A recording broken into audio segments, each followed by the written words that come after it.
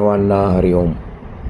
शुकासारिखे पूर्ण वैराग्य ज्याचे, वसिष्ठा परी ज्ञान योगेश्वराचे. कवी वाल्मिका सारिखा मान्य ऐसा, नमस्कार माझा सद्गुरु रामदासा. श्रीमद्दासबोध दशक 15 मध्ये आज आपण तिसरा समास शिकणार आहोत. या तिसऱ्या समासाचे नाव आहे श्रेष्ठ अंतरात्मा निरूपण. श्रेष्ठ अंतरात्मा निरूपण.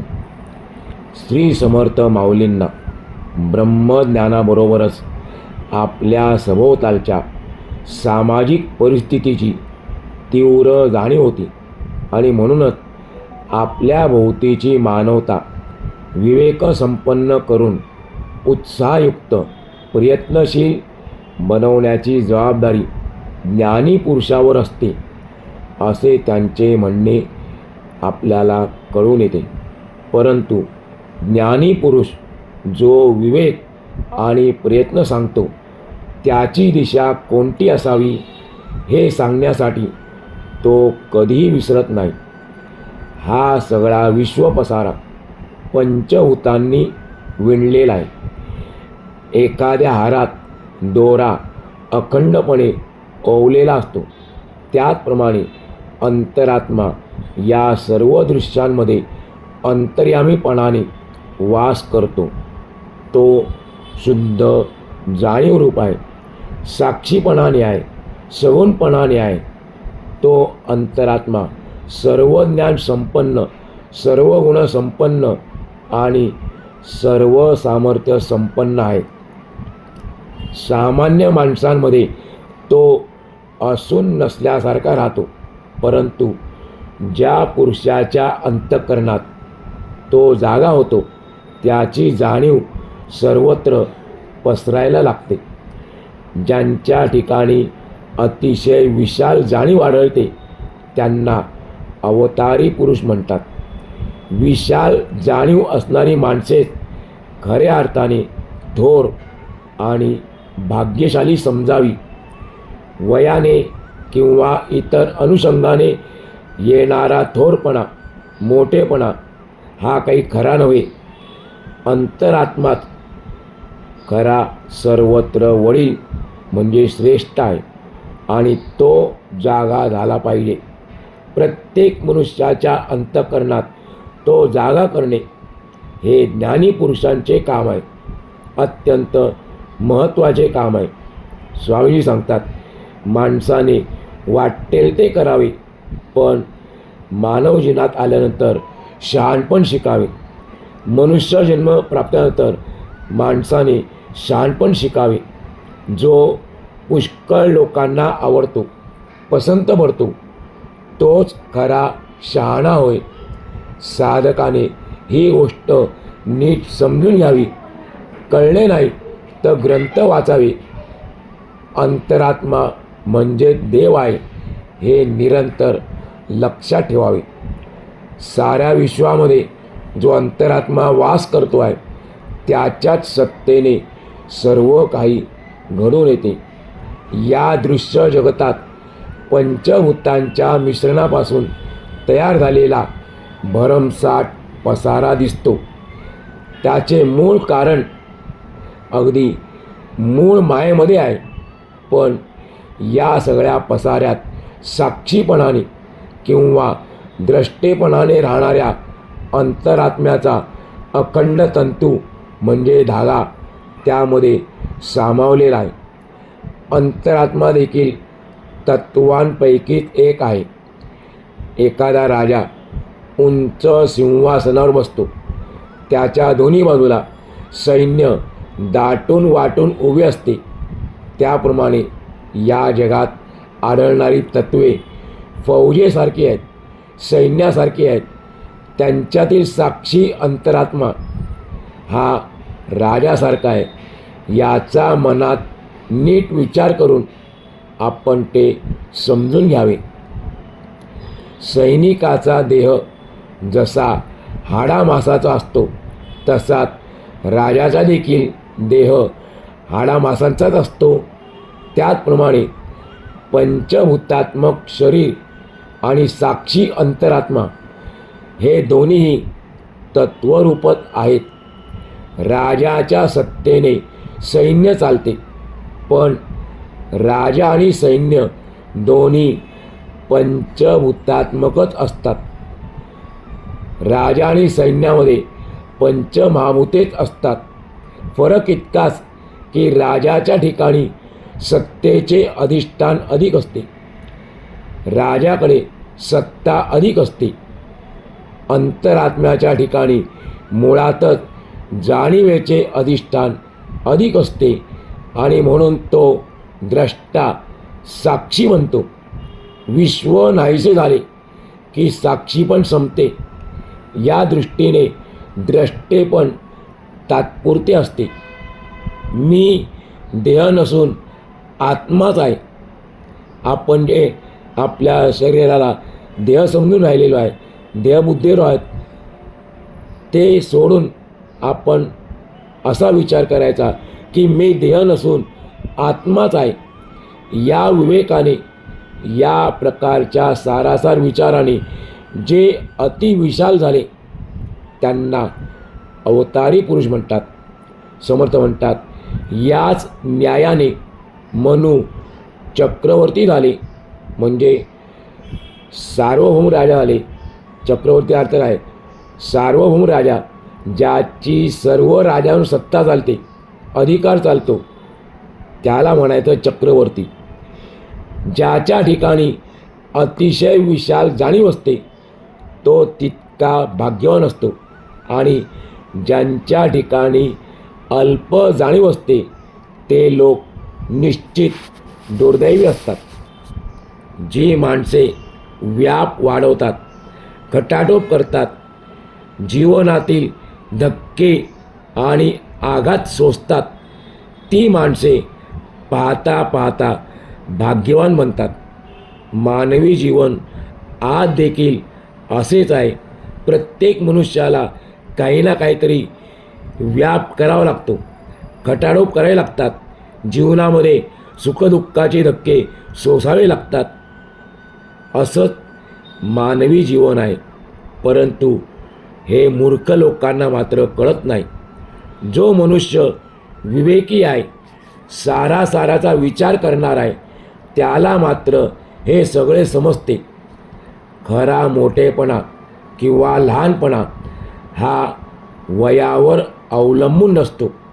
एखादा माणूस वयाने वाढला म्हणजे तो मोठा झाला असा त्याचा अर्थ नाही, तर मोठेपणा हा गुणांवर आणि बुद्धीवर अवलंबून असतो. गुणांची आणि बुद्धीची म्हणजे आत्मानात्म विवेकाची वाढ होण्यासाठी अंतरात्मा जागा व्हावा लागतो. तो सर्वात श्रेष्ठ असल्याकारणाने त्याच्यामुळे जगात खरे थोरपण लाभते, खरा मोठेपणा प्राप्त होतो. खरा मोठेपणा किंवा लहानपणा माणसाच्या विवेकशक्तीमध्येच असतो. पण सामान्य लोकांना ही गोष्ट कळत नसल्याने जो आधी जन्माला येतो त्याला लोक मोठा मानतात, त्याला लोक थोर मानतात. राजा वयाने जरी लहान असला तरी वृद्ध माणसे त्याला नमस्कार करतात. वयाने मोठी माणसे वयाने लहान असलेल्या राजाला नमस्कार करतात. विवेकशक्ती ही कशी विचित्रपणे काम करते हे कळणे अशक्य आहे. सामान्य लोकांचे ज्ञान हे सगळे अनुमानावर म्हणजे अंदाजावर अवलंबून असते. ठोक ताळावर ते आपले अनुभव सांगत असतात, पण ते काही कामाचे नसतात. संप्रदाय दीक्षा व लोकपरंपरा दोन्हीही अनुमानावर चालतात, परंतु हे काही खरे नाही. असे किती लोकांना सांगायचे कारण त्यांना असे सांगितल्यावर कधीच पटत नाही. सामान्य माणसाला, सामान्य जनतेला त्यातले फारसे काही कळतही नाही.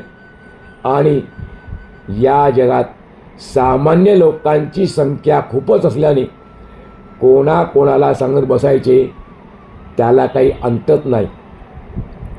आपल्यापेक्षा वयाने लहान माणूस जर भाग्यवान ठरला तर लोक त्याला तुच्छ, क्षुद्र समजतात. त्याला ते महत्त्व देत नाही. कोणाला एखादी व्यक्ती आपल्यापेक्षा वयाने लहान आहे परंतु ती आपल्यापेक्षा भाग्यवान ठरली तर त्या व्यक्तीला सामान्य लोक महत्त्व देत नाही. म्हणून आपल्याशी सलगी करणाऱ्या म्हणजे जवळीक साधणाऱ्या आणि सलगी असणाऱ्या माणसांना आपण सतत दूरच ठेवावे.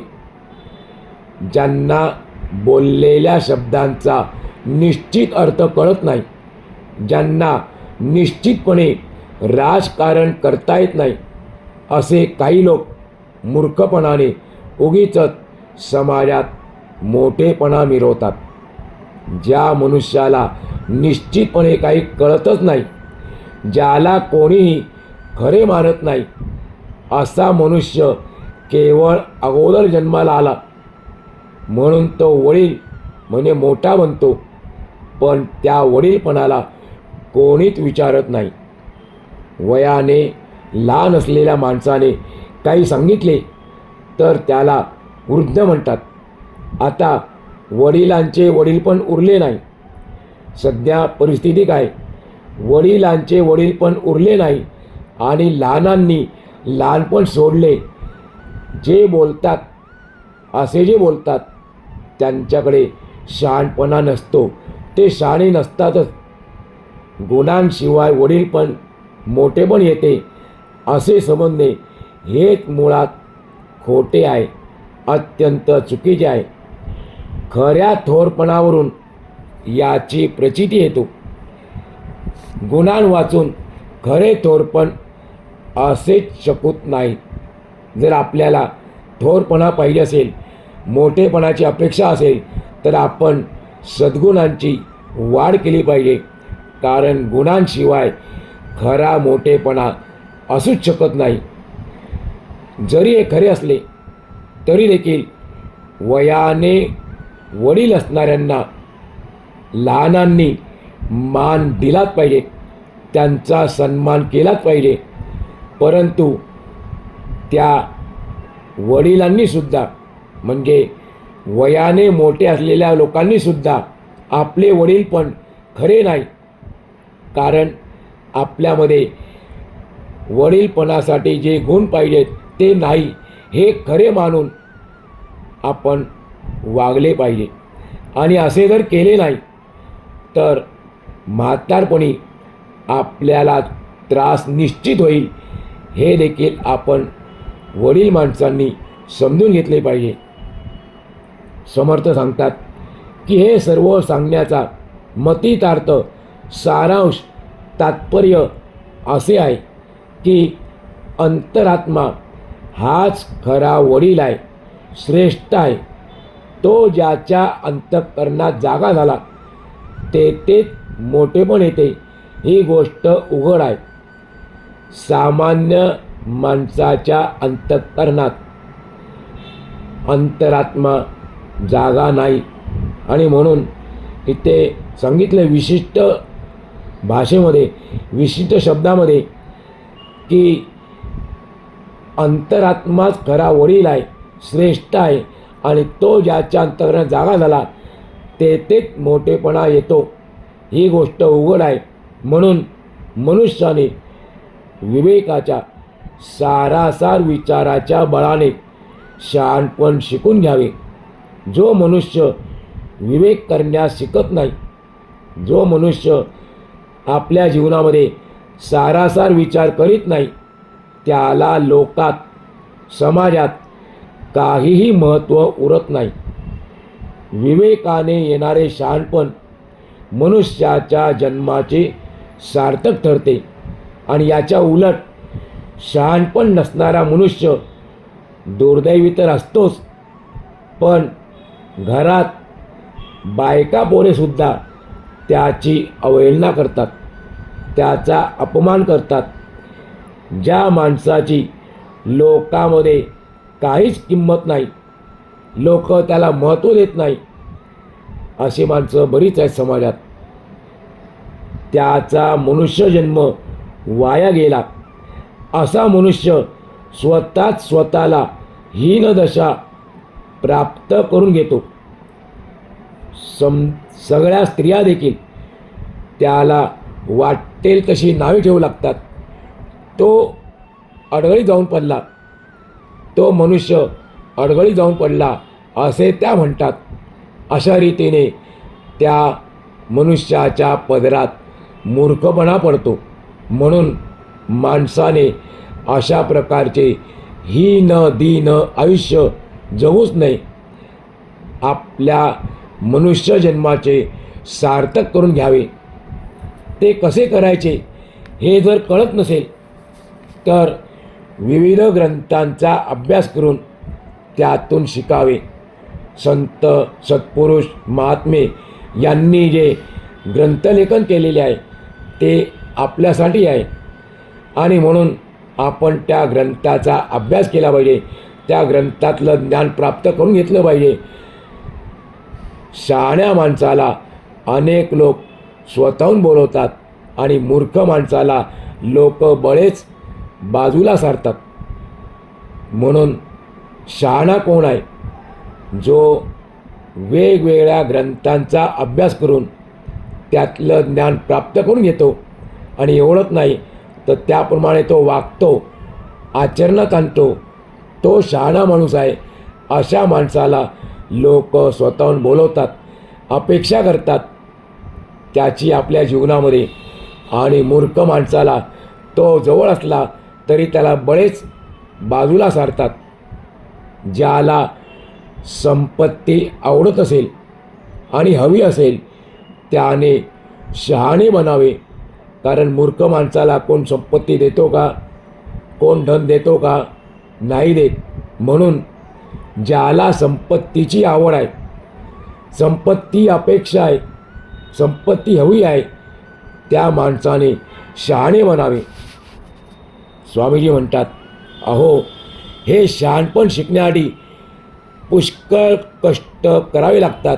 ही गोष्ट खरी आहे, परंतु कष्ट करूनच शहाणपण शिकावेत. मनुष्य जन्माला आल्यानंतर शहाणपण शिकण्याचा आग्रह धरतात स्वामीजी, पण त्याकरता कष्ट करावे लागणारच. कारण त्यासारखी उत्तमात उत्तम दुसरी गोष्ट कोणती नाही. शहाणपणासारखी या जगामध्ये सर्वोत्तम गोष्ट अन्य कोणती नाही. जो मनुष्य पुष्कळ लोकांना मान्य होतो तोच शहाणा झाला असे समजावे. शहाण्या माणसाला जगात काहीच कमी पडत नाही. जो मनुष्य लोकांमध्ये आपले हित करून घेत नाही, स्वहित साधत नाही, समोर सांगतात तो मनुष्य आत्मघातकी समजावा. त्या मूर्खा इतका पातकी म्हणजे पापी या जगात कोणी नाही. मूर्ख मनुष्य संसारात कष्ट करतो. शहाणा आणि मूर्खाची व्याख्या आपण ऐकूया. मूर्खाची ऐकली की शहाण्याच्या बोल्या लक्षात राहील. समर्थ सांगतात, मूर्ख मनुष्य संसारात कष्ट करतो, लोकांकडून बोलणी खातो, पण लोकांमध्ये राहत असताना सुद्धा जो शहाणा असतो तो असे कधी करत नाही. तो संसाराकरता, प्रपंचाकरता कधी कष्ट करत नाही. आणि म्हणून